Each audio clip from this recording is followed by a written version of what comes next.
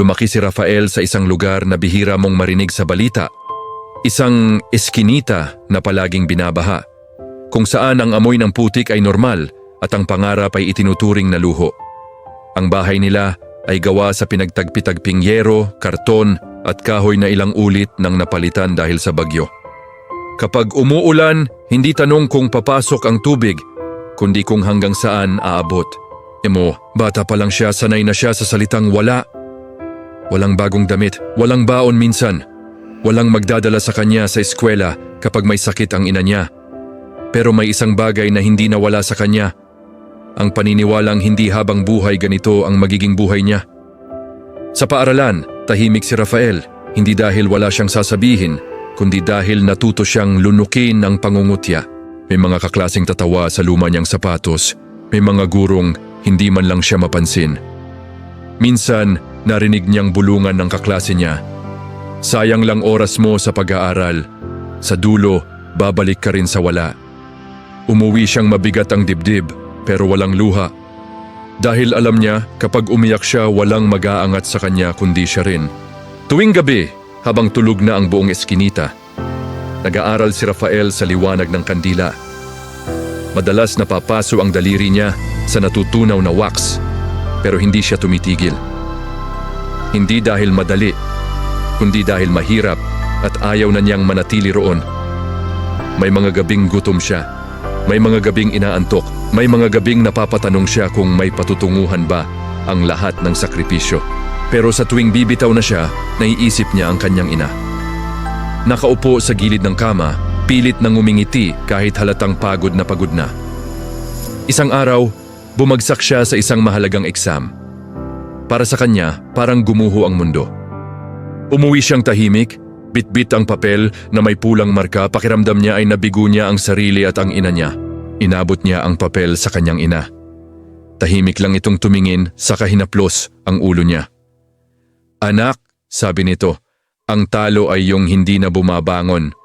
Ang bumagsak, pwedeng bumawi. Doon siya napaiyak, hindi dahil mahina siya, kundi dahil may taong naniniwala pa rin sa kanya kahit wala pa siyang napapatunayan.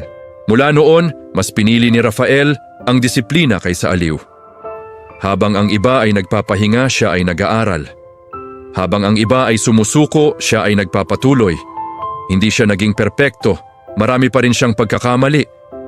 Pero isang bagay ang hindi nagbago, hindi siya tumigil. Lumipas ang mga taon, dumaan ang mga bagyo, literal at emosyonal. May mga pagkakataong muntik na siyang tumigil sa pag-aaral dahil sa pera. May mga araw na gusto na niyang magtrabaho na lang at isantabi ang pangarap. Pero sa bawat hakbang pabalik, may boses sa loob niya na nagsasabing, konti na lang, huwag ngayon. Hanggang isang araw, nakatayo si Rafael sa harap ng maraming tao. Suot ang damit na minsan lang niyang pinangarap. Hindi man siya ang pinakamayaman sa silid, pero siya ang may pinakamahabang pinagdaanan. Habang pumapalakpak ang mga tao, isang larawan ang pumasok sa isip niya. Ang batang nag-aaral sa kandila, ang batang tinatawanan, ang batang halos sumuko, pero hindi bumitaw.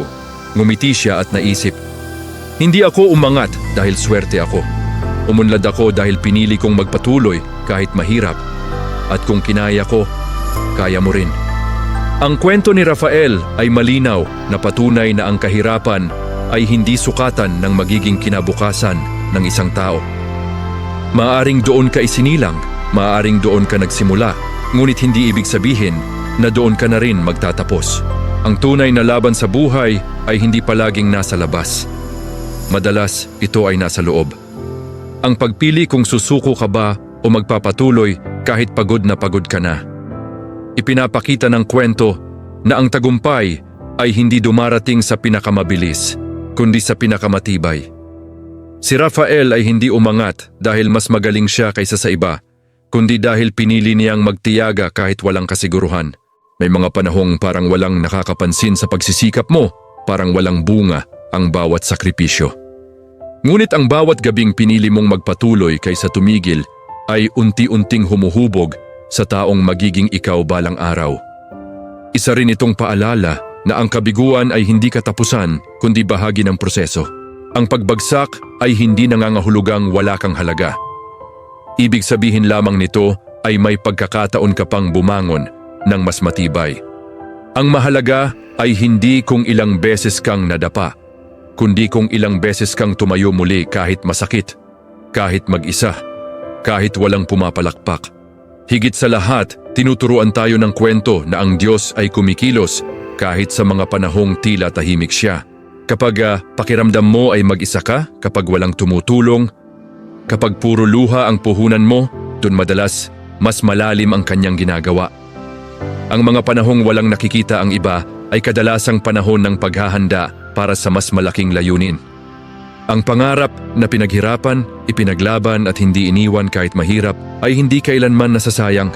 Maaaring maantala, maaaring masaktan ka sa proseso, ngunit darating ang araw na maiintindihan mo kung bakit kinailangan mong dumaan sa lahat ng yon. Roma 8:28. At nalalaman natin na ang lahat ng bagay ay nagkakalakip-lakip na gumagawa para sa ikabubuti ng mga umiibig sa Diyos na mga tinawag ayon sa kanyang layunin. Gustong makasave sa iyong binibili? Bumisita sa Smart Save to Shop, ilalagay ko lang ang link sa comment section. Kung nagustuhan mo ang video na ito, maaari kang mag-like, magkomento at magbahagi. Malaking tulong na yon sa aming content creator. At sundan mo kami para updated ka sa mga inilalabas naming video. Forever bless. God bless you. Ingat!